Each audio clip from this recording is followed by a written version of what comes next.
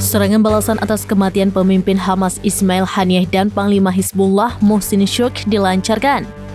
Pasukan Hizbullah dalam serangan terbarunya pada Kamis 1 Agustus 2024 melesatkan puluhan roket Katyusha yang disasarkan wilayah pemukiman Metzofa, Israel Utara. Serangan ini secara tegas diakui Hizbullah sebagai balasan atas tewasnya warga sipil dan pimpinan Hamas serta Hizbullah sendiri. Serangan ini adalah kelanjutan dari tembakan roket Grad militan Hizbullah yang menyasar kota selatan Syama. Daerah pinggiran kota Ramia dan Aita al-Sha'ab juga ditembaki oleh artileri.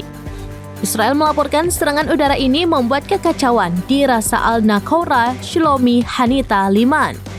Bahkan tembakan roket juga diluncurkan dari Lebanon menuju Al-Jalil Barat.